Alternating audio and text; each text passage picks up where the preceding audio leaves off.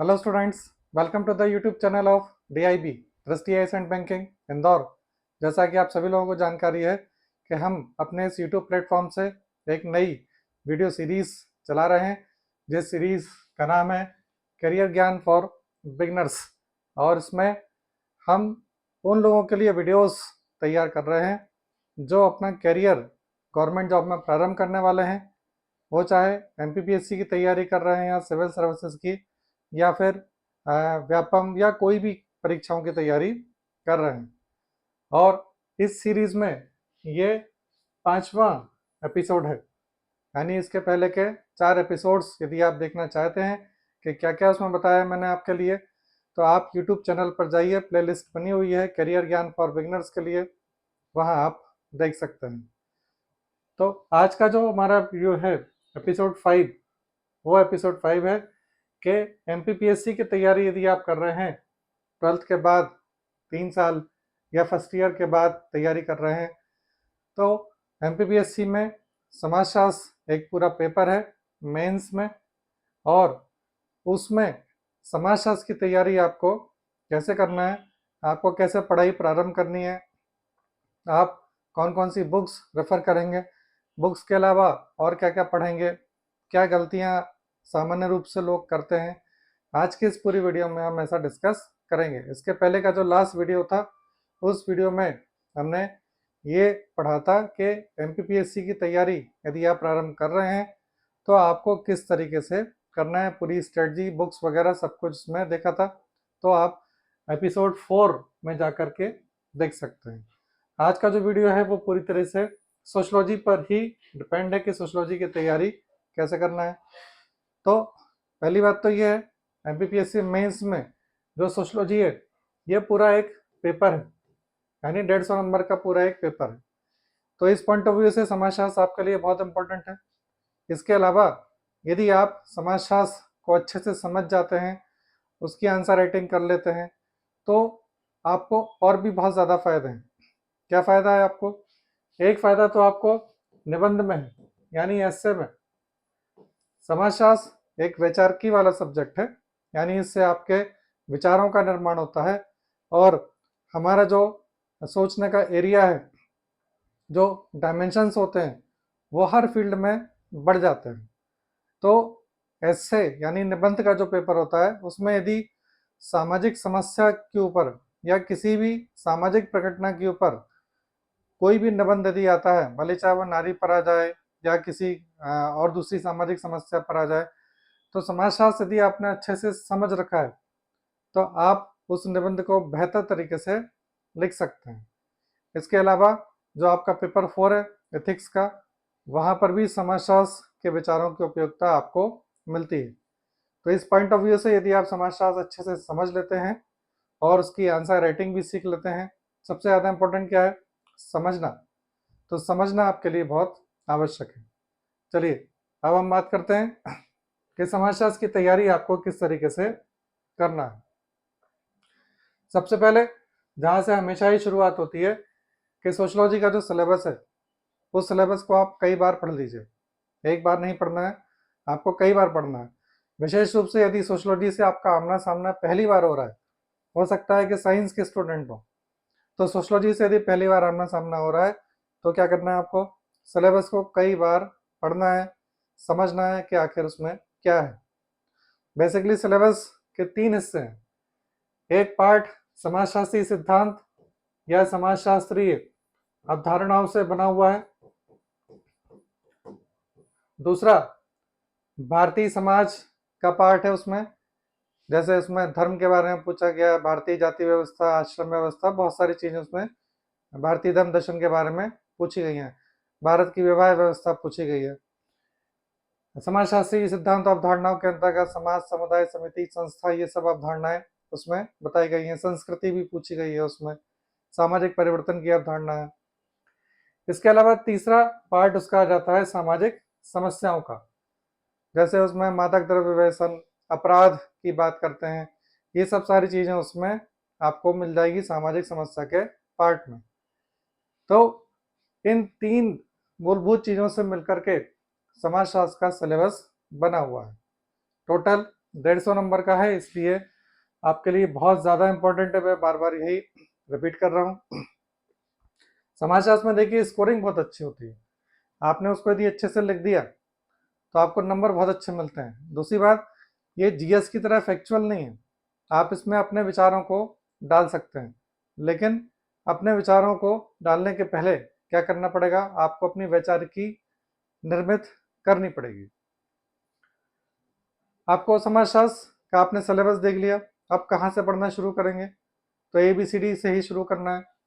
सबसे पहले हम पढ़ लेंगे समाजशास्त्र का अर्थ क्या है, समाजशास्त्र की उत्पत्ति आखिर कैसे हुई है, थोड़ा बहुत समाजशास्त्र का इतिहास देख लेंगे कि किस तरीके से समाजशास्त्र अपने अस्तित्व में आया है।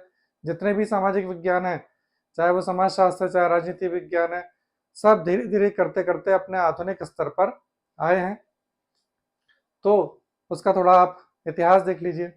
इसके अलावा समाजशास्त्र किस चीज़ का अध्ययन करता है, तो वो देख लें आप, ये सब आपको बुक्स में मिल जाएगा। इसको पढ़ लेने से क्या होगा, आपको ये समझ में आ जाएगा कि आखिर समाजशास्त्र क्या है। ठीक, ये चीज़ आपको समझनी है। समाजशास्त्र में एक बात आपको हमेशा ध्यान रखनी है, आपको समझना है, रटने की अपेक्षा समझना है आपको। तो सबसे पहले आप क्या करें, इन चीज़ों को समझ जाएं। उसके बाद फिर क्या करना है आपको, समाजशास्त्रीय अवधारणाएं, आपके पास जो बुक्स हैं, बुक्स की डिस्कस हम अभी लास्ट में करेंगे, तो जो बुक्स है उससे समाजशास्त्रीय अवधारणाएं और समाजशास्त्रीय सिद्धांत, इनको पढ़ना प्रारंभ कर देना है। ठीक, और सबसे पहले क्या करना है आपको, जो मूलभूत अवधारणाएं हैं समाजशास्त्र में, जो मूलभूत अवधारणाएं हैं वो मूलभूत अवधारणाओं को पढ़ लेना है। और आपके सिलेबस में समाजशास्त्र की मूलभूत अवधारणाएं दी हुई हैं ऑलरेडी, जैसे उसमें दिया है समाज, समुदाय, समिति, संस्था, संस्कृति, ये सब मूलभूत अवधारणाएं, उसमें सामाजिक मूल्य, प्रतिमान, ये सब दिए हुए हैं। तो सबसे पहले आपको इसको ही समझना पड़ जाएगा। जब आप इसे समझ जाएंगे उसके बाद ही आप आगे की चीज़ों को समझ पाएंगे। जाति व्यवस्था, जब आप मूलभूत अवधारणा समझ जाएंगे कि आखिर जाति व्यवस्था क्या है, उसके बाद ही आप जाति की बाकी की चीज़ों को समझ पाएंगे। तो आपको प्रारंभ किससे करना है, मूलभूत अवधारणाएं और मूलभूत सिद्धांत। जैसे यदि आपने सामाजिक परिवर्तन पढ़ा तो आपको ये समझ में आ जाना चाहिए कि आखिर सामाजिक परिवर्तन क्या होता है। यदि आप वो समझ जाएंगे तो आप समाजशास्त्र का जो सामाजिक परिवर्तन का चैप्टर है, टॉपिक है सॉरी, वो पूरा समझ जाएंगे। तो समाजशास्त्रीय अवधारणा और सिद्धांत, इनको समझना है, यहाँ से शुरुआत करना है हमको। इसके अलावा समाजशास्त्रीय अवधारणा और सिद्धांत है, इनको प्रत्यक्ष जीवन में देखना।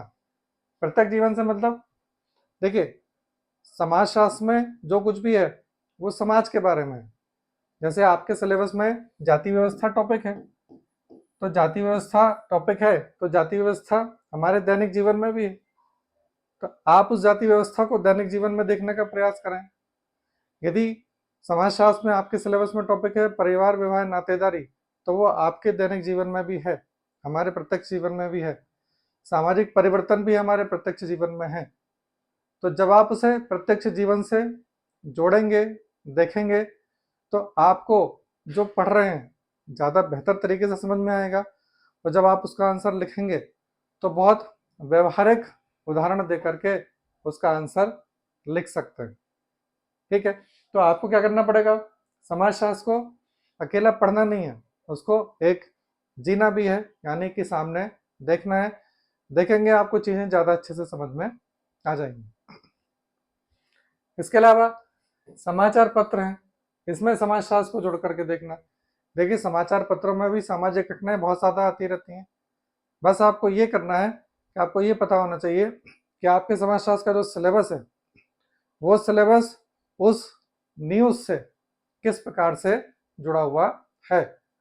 हो सकता है कि कई बार परिवार को लेकर के डेटा आता है, या कहना चाहिए कई बार अपराध को लेकर के डेटा आता है, कई बार ड्रग एडिक्शन को लेकर के डेटा आता है, गांव किस तरीके से नगर में बदल रहा है, ये न्यूज़पेपर में कई बार आता है।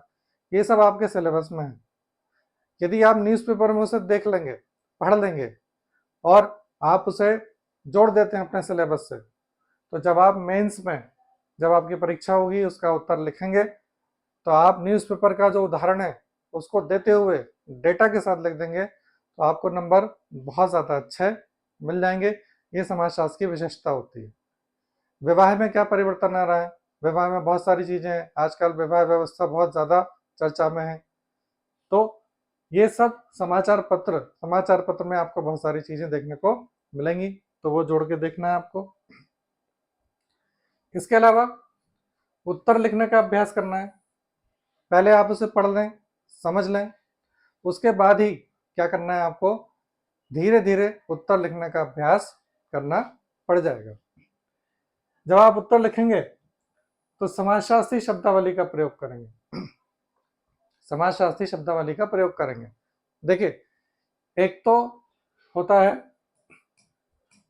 समाजशास्त्रीय ज्ञान, समाजशास्त्रीय ज्ञान, और दूसरा होता है सामान्य ज्ञान।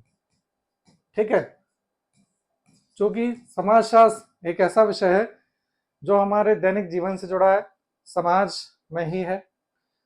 उसको लेकर के सामान्य ज्ञान भी बहुत प्रचलित है, और समाजशास्त्री ज्ञान उससे अलग ही होता है।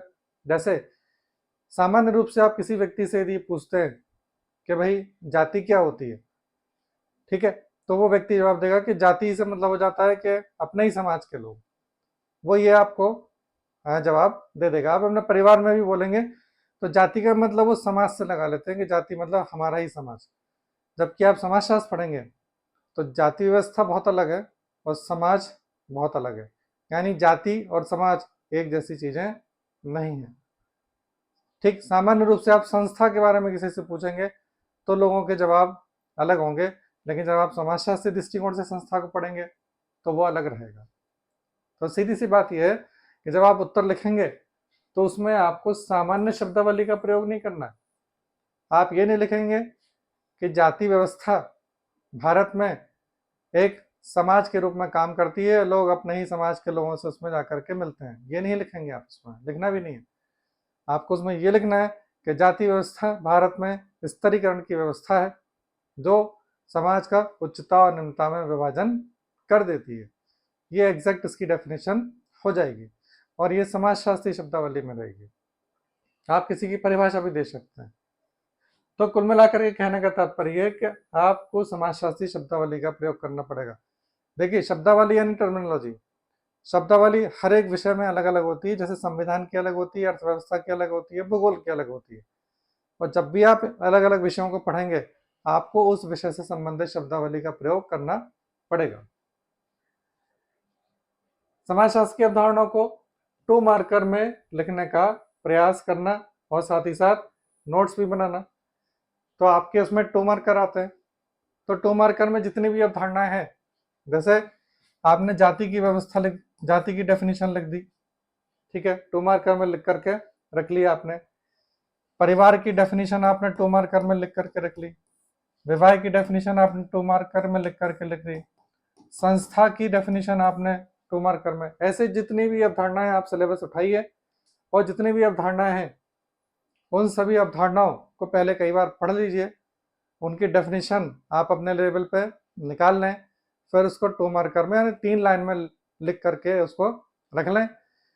और या फिर यह हो सकता है कि किसी समाजशास्त्री की परिभाषा है, उस परिभाषा को उठा करके आप लिख करके रख सकते हैं। समाजशास्त्र में परिभाषाओं का बहुत विशेष कहना चाहिए महत्व होता है। और आप पुराने पेपर देखेंगे तो पुराने पेपर में कई बार आपको समाजशास्त्र की परिभाषा समाजशास्त्री के अनुसार पूछने में आ जाती है। जैसे पूछी जा सकती है कि जो मैकाइवर पेज हैं उन्होंने संस्कृति की क्या परिभाषा दी है, या बोगार्ड्स ने समुदाय की क्या परिभाषा दी है। तो कुछ इंपॉर्टेंट डेफिनेशंस आपको निकाल के रख लेना है। तो नोट्स बनाना है आपको। नोट्स बनाने का बहुत बड़ा फायदा मैं आपको पहले ही बता चुका हूँ। जब आप अपने नोट्स खुद बनाएंगे तो क्या होगा, बनाते साथ आपको 60% वहीं याद हो जाता है। चलिए अब हम बात करें सोर्स की। कि आप समाजशास्त्र की तैयारी करेंगे तो क्या करना है आपको, किन चीज़ों का प्रयोग करना है, यानी किताबें कौन कौन सी सजेस्ट करना है। तो देखिए बहुत ज़्यादा किताब मतलब मैं सजेस्ट नहीं कर रहा हूँ, लेकिन फिर भी आपको अच्छे से यदि समझना है तो एक बार बुक्स पढ़ जाएंगी। जो आपका सिलेबस है उस सिलेबस के अकॉर्डिंगली ही पढ़िएगा। बुक्स में बहुत सारी चीज़ें दी हुई हैं। सबसे मूलभूत जो किताब है समाजशास्त्र की वो कौन सी है, समाजशास्त्र, सोशलॉजी और साहित्य भवन पब्लिकेशन की ये बुक है, और इसके जो राइटर हैं वह हैं गुप्ता और शर्मा। तो गुप्ता और शर्मा के नाम से समाजशास्त्र की बुक आती है। इसमें दो बुक्स आती हैं, एक पतली और एक थोड़ी मोटी। तो आप मोटी वाली बुक ही लेना, उसमें समाजशास्त्र का आपका बहुत सारा सिलेबस कंप्लीट कवर अप हो जाएगा। बुक की भाषा भी सरल है, आपको समझ में आ जाएगी। उसमें परिभाषाएं भी दी हुई हैं, आप परिभाषाएं भी याद कर सकते हैं। तो आप समाजशास्त्र जब पढ़ना शुरू करेंगे तो आपको इससे ही पढ़ना है, ठीक है। यहाँ आपकी मैक्सिमम चीज़ें कवर अप हो जाएंगी। इसके अलावा कुछ यूनिट्स अलग से दी गई हैं, जैसे ग्रामीण एवं नगरीय समाजशास्त्र आपके उसमें अलग से दिया गया है। हालांकि ग्रामीण एवं नगरीय समाजशास्त्र इसमें भी दिया हुआ है, लेकिन फिर भी आप एक बार ग्रामीण एवं नगरीय समाजशास्त्र की बुक है डॉक्टर जी के अग्रवाल की, आप यहाँ से पढ़ सकते हैं। हालांकि ग्रामीण एवं नगरीय समाजशास्त्र की पुस्तकें बहुत आती हैं, कोई भी एक बुक आप ले सकते हैं। जी के अग्रवाल अच्छे लेखक हैं, साहित्य भवन की है ये किताब, सो दैट ये बुक लेकर के एक बार ग्रामीण नगरीय समाजशास्त्र आप वहाँ से पढ़ लीजिए। डिटेल में पढ़ लेंगे, एक बार ही पढ़ना है आपको, नोट्स बना लेना है, उसके बाद में बुक पढ़ने की जरूरत नहीं पड़ेगी। इसके अलावा भारत में सामाजिक समस्याओं और विकास के मुद्दे, ये एक बुक है, और ये भी डॉक्टर जी के अग्रवाल की बुक है, साहित्य भवन पब्लिकेशन की बुक है। ये बुक आप ले सकते हैं, तो सामाजिक समस्याओं वाला टॉपिक इसमें कवर अप हो जाएगा। साथ ही साथ इसको यदि आप पढ़ लेते हैं तो आपका निबंध का पार्ट भी तैयार हो जाता है। यानी ये बुक आपको केवल समाजशास्त्र में ही नहीं, वहाँ निबंध में भी काम में आती है, क्योंकि इसमें सामाजिक समस्याएं और विकास के मुद्दे, यानी इसमें गरीबी है, वेश्यावृत्ति है, अपराध है, भिक्षावृत्ति, सभी प्रकार की समस्याओं पर डिस्कशन किया गया है। सामाजिक समस्याओं की जब आप तैयारी करेंगे तो इसमें आपके लिए सबसे एक बड़ी बात यह रहेगी कि आपको नया डेटा न्यूज़पेपर में छांटना पड़ेगा। और जब भी आप कोई डेटा लिखेंगे, जैसे आप गरीबी का डेटा लिख रहे हैं या महिलाओं की समस्या में कोई डेटा लिख रहे हैं, तो आपको लेटेस्ट डेटा लिखना पड़ेगा जो न्यूज़पेपर में मिलेगा आपको, वो आपको करना पड़ जाएगा। इसके अलावा समाजशास्त्री विश्वकोश यानी डिक्शनरी, ये इसमें सभी प्रकार के समाजशास्त्र में जितने भी अवधारणाएं और सिद्धांत हैं उनको समझाया गया है, उसकी डेफिनेशन आप यहाँ से निकाल सकते हैं। आपको इस डिक्शनरी में समाजशास्त्र में जितने भी कंसेप्ट हैं आज तक, हालांकि इसमें से कई सारे कंसेप्ट आपके काम के हैं, कई सारे नहीं हैं, तो आपके सिलेबस के अकॉर्डिंगली इसमें जो भी कंसेप्ट हैं, जैसे आपको इसमें समाज की परिभाषा मिलेगी, समुदाय, समिति, संस्था, समूह, प्राथमिक समूह, द्वितीयक समूह, सामाजिक परिवर्तन, सांस्कृतिक परिवर्तन, ठीक है। इसके अलावा खुद विकास, विकास, जाति, जनजाति, सारी डेफिनेशन मिलने वाली है, सब कुछ। तो यदि आप ये विश्वकोश खरीद लेते हैं, ये जयपुर पब्लिकेशन का है और हरिकृष्ण रावत का है, और अच्छी किताब है, तो ये विश्वकोश यानी डिक्शनरी आप खरीद सकते हैं। तो ये 4 बुक्स आप लेकर के यहाँ से तैयारी शुरू कर सकते हैं, ठीक। ये हिंदी मीडियम के लिए बुक्स हैं। इसके अलावा इंग्लिश मीडियम में यदि हम चलते हैं तो इंग्लिश मीडियम के लिए सोशलॉजी बेसिक कंसेप्ट की बुक आती है, S Chand publication, C N Shankar Rao की बुक है ये, ठीक है। इसमें बेसिक कंसेप्ट आपको सोशलॉजी के मिल जाएंगे, ये आप ले लीजिए। इसके अलावा रूरल एंड अर्बन सोशलॉजी, ये नारायण पब्लिकेशन की बुक है, आप यहाँ से ये ले सकते हैं। जो ग्रामीण नगरी वहाँ बताई थी, ये रूरल एंड अर्बन सोशलॉजी। इसके अलावा डिक्शनरी यहाँ पर भी है, इंग्लिश में डिक्शनरी मिल जाएगी आपको डॉक्टर जेपी सिंह की, ठीक है, रावत पब्लिकेशन की बुक है, यहाँ आपको मिल जाएगी, डिक्शनरी खरीद लीजिए। इसके अलावा सोशल प्रॉब्लम की बुक आती है, और वो राम आहूजा के नाम से है, और उसमें सोशल प्रॉब्लम के कंसेप्ट्स आपको पढ़ने को मिल जाएंगे। डेटा आपको लेटेस्ट निकालना ही पड़ेगा न्यूज़पेपर से। वो किसी भी बुक में आपको लेटेस्ट डेटा नहीं मिलने वाला है, इसलिए डेटा आपको निकालना पड़ेगा सोशल प्रॉब्लम का। राम आहूजा की बुक आती है, रावत पब्लिकेशन की बुक आती है, सोशल प्रॉब्लम इन इंडिया करके, ये आप खरीद सकते हैं। ठीक है, तो यहाँ से आप अपनी तैयारी प्रारंभ सोशलॉजी की कर सकते हैं। तो एक बात मान के चलिए कि सोशलॉजी की तैयारी यदि आप अच्छे से कर लेते हैं, देखिए मैं आपको फिर से बता दे रहा हूँ, आप जो सामान्य रूप से जो लोग गलती करते हैं, लोग रटने लगते हैं। स्टूडेंट्स क्या करते हैं, रटने लगते हैं। रटना नहीं है, समाजशास्त्र को समझना है। दूसरी बात, मेंस का आंसर लिखते समय ज़्यादातर लोग जो रटा हुआ है उसको ही लिखने का प्रयास करते हैं, उसके कारण से आंसर पूरा खराब हो जाता है। सोशलॉजी एक ऐसा विषय है जिसमें एक प्रश्न का उत्तर 10 लोगों के द्वारा, 20 लोगों के द्वारा 20 तरीके से, 50 तरीके से दिया जा सकता है। तो यहाँ जब आप उत्तर लिखें तो आप स्वयं के शब्दों का प्रयोग करें। ठीक, स्वयं की जो आपने एक वैचार की बनाई है उसका प्रयोग करेंगे। यदि आप न्यूज़पेपर पढ़ रहे हैं, इधर उधर के डेटा सोर्स, इंटरनेट बहुत ज़्यादा काम का है आपके, इंग्लिश मीडियम के स्टूडेंट के लिए इंटरनेट बहुत ज़्यादा काम का है। तो यदि आपने ये सब सोर्सेस इकट्ठा कर लिए तो समाजशास्त्र आपका बहुत अच्छे से तैयार हो जाएगा, स्कोरिंग उसमें बहुत ज़्यादा अच्छे हो जाएगी आपकी, तो मेंस में आपका एक प्लस पॉइंट तैयार हो जाएगा। और साथ ही साथ आपका मैंने जो बताया है कि वहाँ एसए में भी आपको बहुत ज़्यादा सहायता मिल जाएगी। इसके अलावा आप जब इंटरव्यू देंगे तो इंटरव्यू में भी सोशलॉजी बहुत हेल्प करता है, क्योंकि वहाँ पर भी आपसे आपके ज़िले की समस्याएं पूछते हैं।